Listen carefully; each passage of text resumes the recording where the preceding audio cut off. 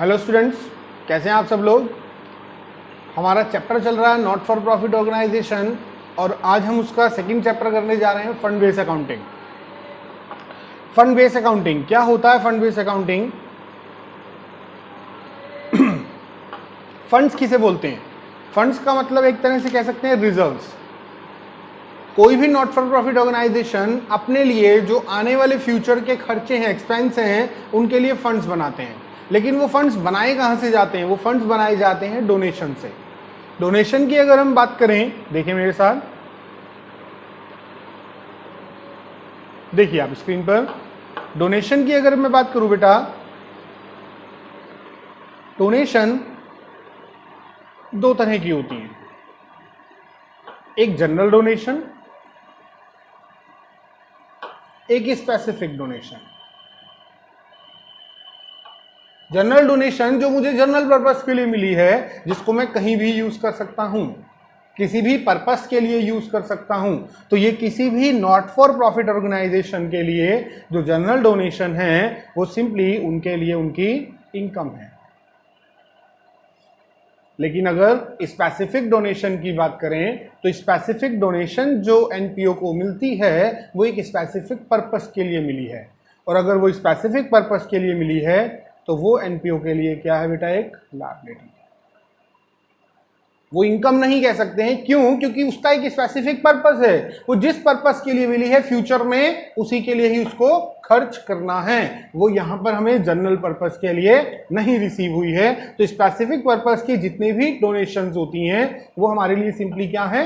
Liabilities हैं। और इन्हीं डोनेशन से मैं क्या बनाता हूं? फंड्स बनाता हूं।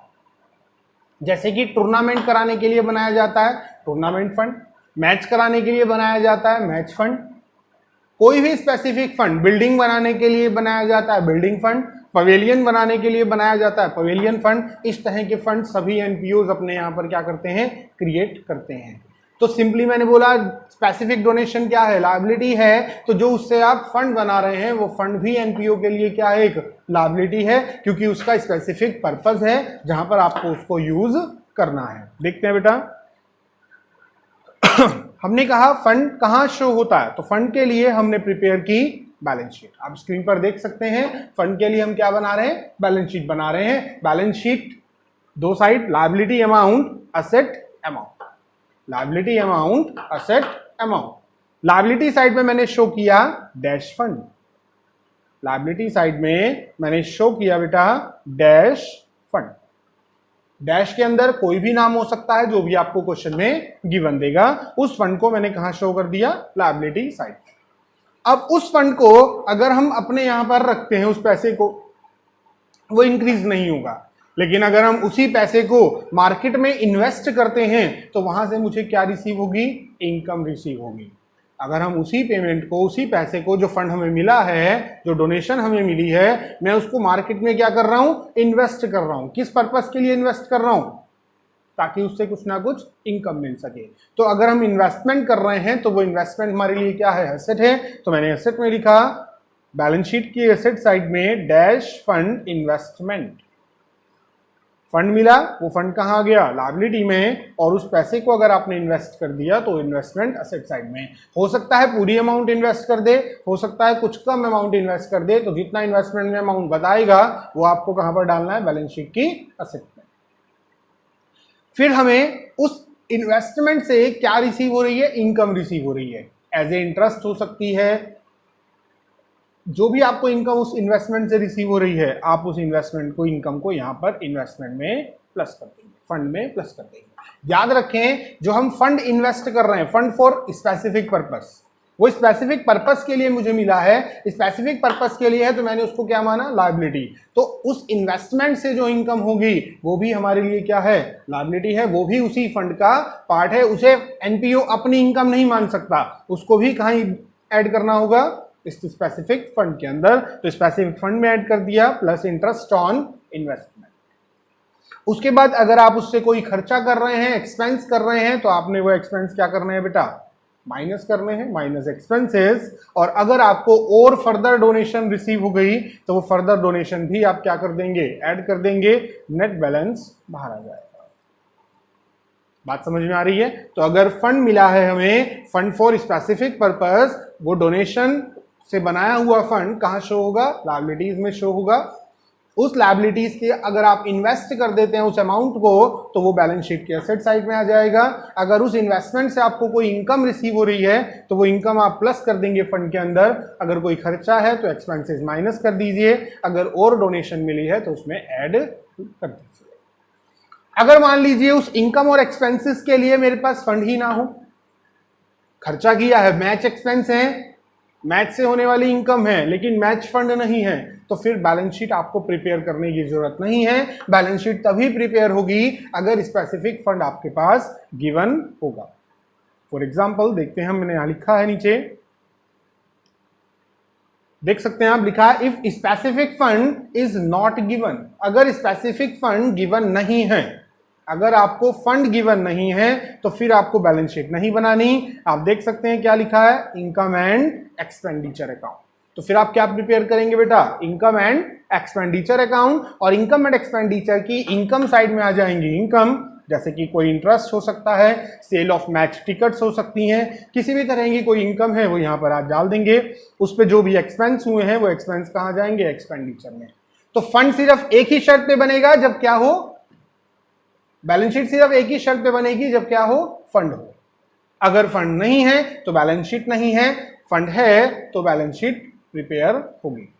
याद रखें, हम यहां पर एक पूरा एनपीओ का क्वेश्चन नहीं कर रहे हैं, हम सिर्फ क्या पढ़ रहे हैं? Fund based accounting. मतलब हम सिर्फ शो कर रहे हैं कि ये कहां कहां पर शो किए जाएंगे। हम ये बता रहे हैं कि ये जो अमाउंट्स हैं, जो स्पेसिफिक चीजें हैं, ये कहां पर शो होंगी। तो हम यहां पर क्या नहीं कर रहे हैं? एक प्रॉपर पूरा क्वेश्चन नहीं बना रहे हैं। तो आपकी ना तो बैलेंस शीट मैच होगी और ना ही income and expenditure account match होगा। क्लियर है बेटा? अब पॉइंट आता है, आपने बैलेंस शीट बनाई, बैलेंस शीट में फंड दिखाया, बैलेंस शीट में फंड दिखाया। मान लीजिए फंड था मेरे पास ₹1 लाख। फंड कितना बेटा? ₹1 लाख। और मुझे जो नीचे एक्सपेंसेस दिए हुए हैं वो दे रहा है वो 1,20,000। फंड कितना है मेरे पास? 1 लाख। और एक्सपेंसेस कितने दे रहा है गिवन? 1,20,000। कैसे दिखाएं? तो बेटा उतने ही एक्सपेंसेस माइनस कर सकते हो जितना फंड अवेलेबल है। तो मैं एक्सपेंसेस कितने माइनस कर सकता हूं? 1 लाख। बाहर वैल्यू क्या आ जाएगी? नील। बाकी के 20,000, जो बाकी के बैलेंस 20,000 हैं, वो हम कहां डाल देंगे? इनकम एंड एक्सपेंडिचर अकाउंट के एक्सपेंसेस में। जो बैलेंस 20,000 वो कहां चले जाएंगे? इनकम एंड एक्सपेंडिचर अकाउंट के एक्सपेंसेस में। मैंने उसके बारे में लिखा है, पढ़ेंगे आप मेरे साथ साथ।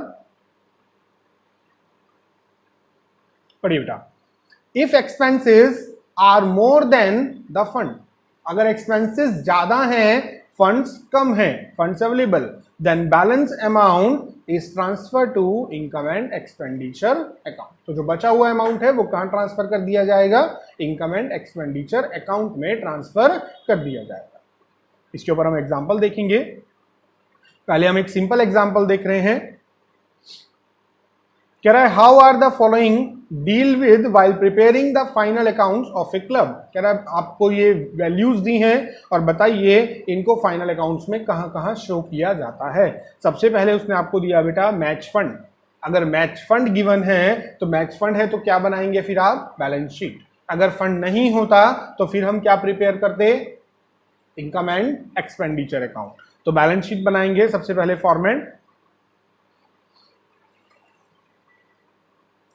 बैलेंस शीट एज ऑन, जिस भी डेट की है उस डेट को यहां पर डाल दिया जाएगा। Liability amount, assets amount. सबसे पहले दिया उसने मैच फंड, कितना? अमाउंट 80,000। हमने मैच फंड कहां शो कर दिया बेटा? लायबिलिटी साइड में। उसके बाद क्या गिवन दे रहा है? कह रहा है match fund investment 72,000। Match fund को इन्वेस्ट कर दिया, इन्वेस्ट कर दिया तो असेट है, तो असेट साइड में दिखाऊंगा match fund investment, match fund investment कितना अमाउंट? 72,000। 80,000 फंड मिला है, मैंने उसमें से 72,000 क्या किया? इन्वेस्ट किया। तो 72,000 कहां आ जाएगा? इन्वेस्टमेंट में आ जाएगा। आगे देखते हैं।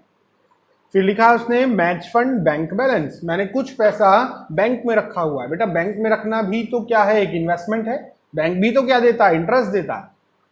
बैंक भी हमें क्या देता है, इंटरेस्ट देता है। तो बैंक बैलेंस है तो वो भी हमारे लिए इन्वेस्टमेंट है। आप उसको भी कहाँ शो कर देंगे, बैलेंस शीट की असेट साइड में। Match fund bank balance rupees कितना, 3500। क्लियर हो रही बात यहां तक। उसके बाद आपको क्या गिवन दे रहा है, interest on match fund investment 2880। आपको उस इन्वेस्टमेंट पे इंटरेस्ट मिला है। मैंने बताया कि जो भी पैसा आप इन्वेस्ट करेंगे उसके ऊपर अगर आपको इंटरेस्ट रिसीव हो रहा है तो वो किसका पार्ट है, फंड का पार्ट है। तो ये जो आपको इंटरेस्ट मिला है इसको कहां ऐड कर दिया जाएगा, लायबिलिटी में, इंटरेस्ट 2880। उसके बाद क्या लिख रहा है, पढ़ते हैं। मैच एक्सपेंसेस 5500, मैच का खर्चा कितने रुपए, 5500 रुपए। तो मैच एक्सपेंसेस कहां से माइनस हो जाएंगे, मैच फंड में से। नेट बैलेंस बाहर आ गया 77380। मैंने आपको बताया ये बैलेंस शीट सिर्फ एक क्या है, एक्सट्रैक्ट है। एक्सट्रैक्ट मतलब उस पूरी प्रॉपर बैलेंस शीट का पोर्शन है। उस पूरी बैलेंस शीट का क्या है, ये सिर्फ एक पोर्शन है। इसलिए यहां पर इसका टोटल नहीं लगाया गया, क्योंकि टोटल मैच भी नहीं होगा, आपको टोटल लगाने का कोई फायदा नहीं होगा। क्लियर हो रहा है एग्जाम्पल। नेक्स्ट देखते हैं बेटा। From the following information of a club show the amount of match expenses and match fund in the appropriate financial statement of the club for the year ended 31 मार्च 2020। आपसे पूछ रहा है कि जो हम आइटम्स दे रहे हैं इनको शो कीजिए अपनी अपनी जगह पर। सबसे पहले दिया है मैच एक्सपेंसेस, 1 मिनट के लिए इसे छोड़ दें। उसके बाद दिया है फिर मैच फंड 24,000। मैच फंड दिया है तो क्या बनेगी, बैलेंस शीट बनेगी। तो बैलेंस शीट पर चलते हैं।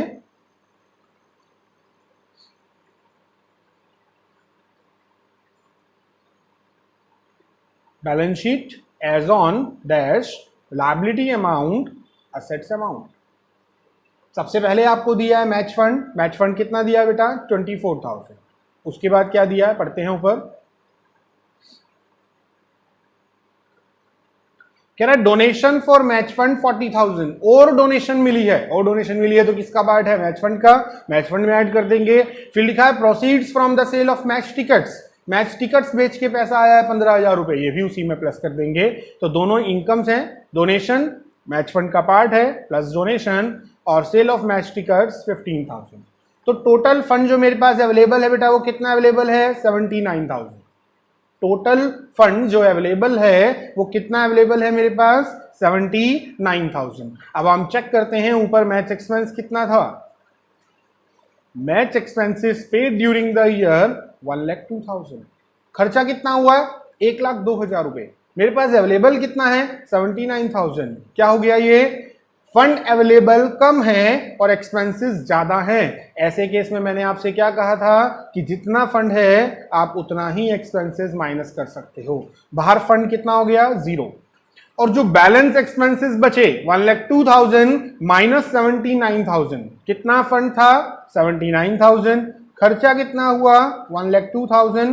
1,02,000 में से 79,000 माइनस कर दिया आपने, 23,000 रुपीज के और एक्सपेंसेस हैं। वो एक्सपेंसेस कहां दिखाए जाएंगे, उसके लिए बनाया जाएगा इनकम एंड एक्सपेंडिचर अकाउंट, और उसकी एक्सपेंसेस में शो कर दूंगा टू मैच एक्सपेंसेस 23,000। तो अगर फंड अवेलेबल क्या है, कम है, और एक्सपेंसेस क्या है, ज्यादा है, तो जितना फंड अवेलेबल है उतना तो आप फंड में से माइनस कर दो। जो बैलेंस बच गया वो कहां शो कर दो, नीचे इनकम एंड एक्सपेंडिचर अकाउंट में। अमाउंट कितना, 23,000। बात समझ में आ रही है। चलिए एक एग्जांपल और देखते हैं इसका। अच्छा, और उससे पहले एक छोटा सा पॉइंट समझते हैं इसका। देखिए बेटा, अभी जो मैंने दोनों एग्जांपल लिए हैं, या कोई भी फंड जो किसके लिए है, एक्सपेंसेस के लिए है, खर्चों के लिए है। दो तरह के फंड हुए, एक तो जो खर्चों के लिए बनाया गया जैसे कि मैच, टूर्नामेंट, है ना, ये सब क्या है, खर्चों के लिए बनाए गए फंड है। एक हो गया बिल्डिंग फंड, बिल्डिंग के लिए फंड बनाया। बिल्डिंग आपके लिए क्या है, असेट है।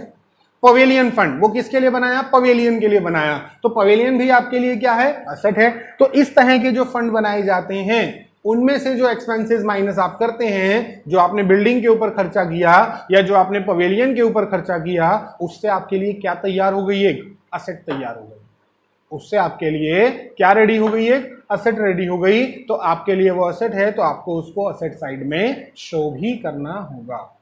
लेकिन एक छोटा सा पॉइंट यहां पे और आता है, आप क्लास 11th में पढ़ते थे, आप क्लास 11th में पढ़ते थे कि असेट हमेशा इक्वल होती हैं कैपिटल प्लस लायबिलिटीज के। असेट्स हमेशा इक्वल होती हैं किसके, कैपिटल प्लस लायबिलिटीज के।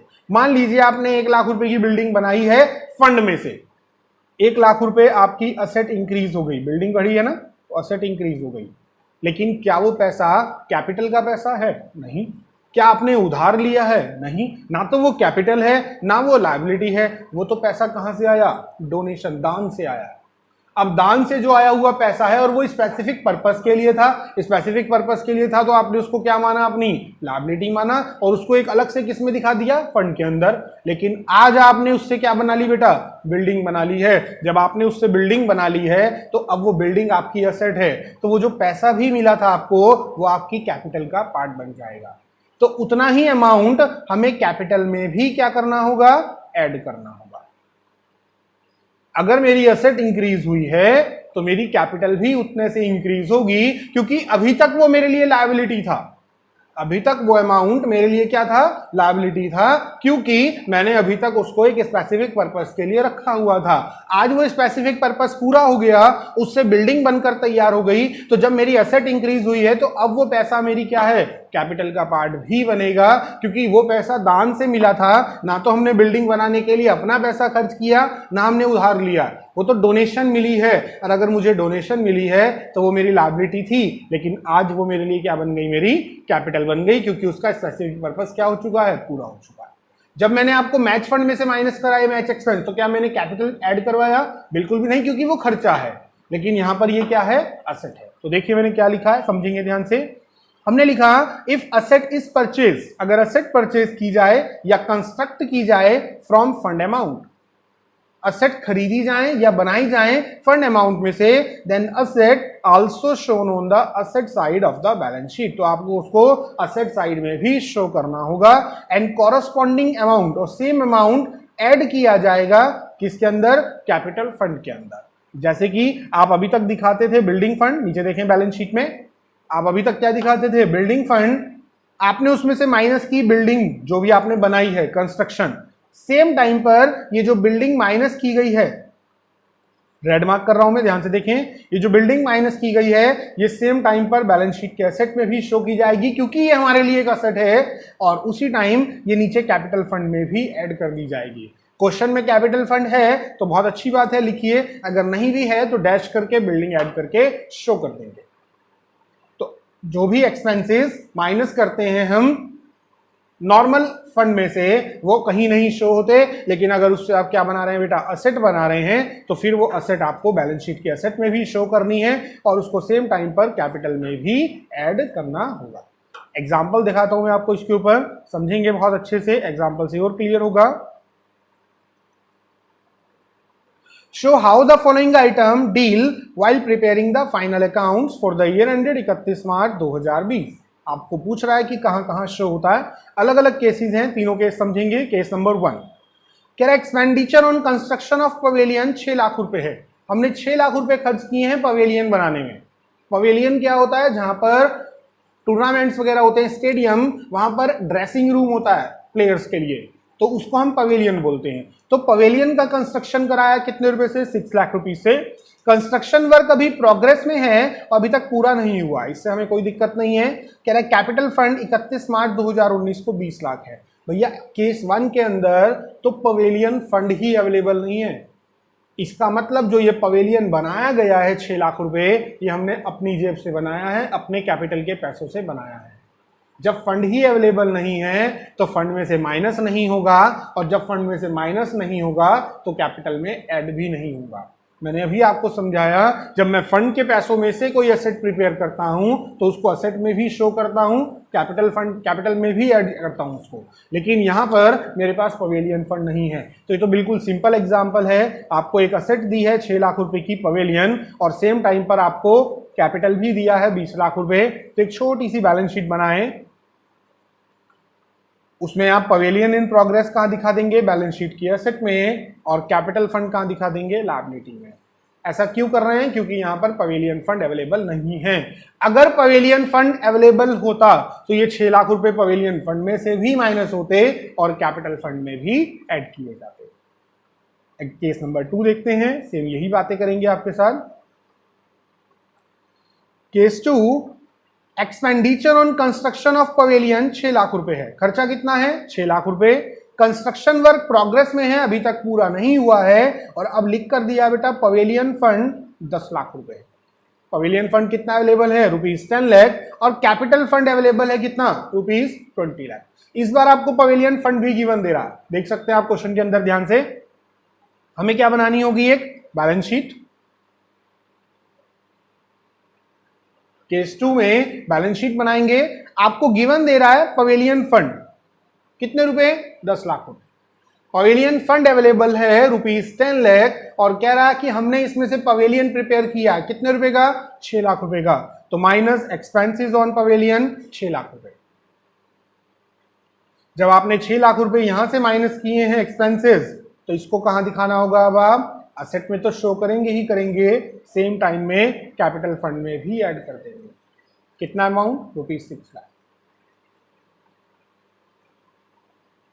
पवेलियन फंड गिवन था 10 लाख, बाहर कितना आ गया बेटा अमाउंट, 4 लाख। क्वेश्चन में कैपिटल फंड भी दिया हुआ है रुपीस कितना, 20 लाख, तो बाहर वैल्यू आ गई 20 + 6 26 लाख। क्लियर हो रही है बात। जब भी फंड अवेलेबल होगा, फंड में से भी माइनस होगा और कैपिटल फंड में भी ऐड होगा। सेम ऐसा ही आपके पास अवेलेबल है केस 3। केस 3, उसमें क्या इंक्रीज कर दिया इसने, कह रहा है expenditure on construction 6 lakh, same point है। कंस्ट्रक्शन वर्क अभी पूरा नहीं हुआ है। पवेलियन फंड अवेलेबल है 10 लाख रुपए, कैपिटल फंड है 20 लाख रुपए। इतना तो पहले भी दिया था उसने सेम, लेकिन एक पॉइंट नीचे दे दिया, डोनेशन रिसीव्ड फॉर पवेलियन, और पैसा मिल गया 5 लाख रुपए और डोनेशन मिल गई। तो फंड तो बना ही रखा है, उसी में डोनेशन क्या कर दी जाएंगी, ऐड कर दी जाएंगी। तो बिल्कुल सेम केस 2 की तरह है, बस क्या चेंज आ गया, थोड़ा सा क्या चेंज आ गया, आपको और डोनेशन मिल गई। तो मैंने शो किया पवेलियन फंड 10 लाख रुपए माइनस एक्सपेंस 6 लाख। ये एक्सपेंसेस मैंने कहां शो कर दिया, असेट में। कैपिटल फंड दिखाया 20 लाख माइनस पवेलियन 6 लाख, बाहर कितना आ गया बेटा, 26 लाख रुपए। डोनेशन मिली है 5 लाख रुपए, इसमें और ऐड हो गई। अब ये जो पहले 4 लाख थी, ये बाहर कितने हो गए, 9 लाख। डोनेशन मिली है तो उसी में क्या कर दी, ऐड कर दी। तो यहां पर हमारा टॉपिक खत्म होता है, फंड बेस्ड अकाउंटिंग। आपकी कोई भी प्रॉब्लम, कोई भी क्वेरी है, आप मुझे कमेंट बॉक्स में लिख सकते हैं। आपको हमारी वीडियो कैसी लगी, ये आप एक तो वीडियो को आप लाइक जरूर करें, दूसरा कमेंट में जरूर बताएं कि आपको वीडियो कैसी लगी। कोई क्वेरी आपसे इस वीडियो से रिलेटेड आती है तो उसके लिए भी आप कमेंट बॉक्स में मुझे हमें जरूर लिख कर भेजें। हमारे चैनल को सब्सक्राइब करें जिन्होंने अभी तक सब्सक्राइब नहीं किया है। लेटेस्ट अपडेट्स के लिए बेल आइकन दबाना ना भूलें। Thank you.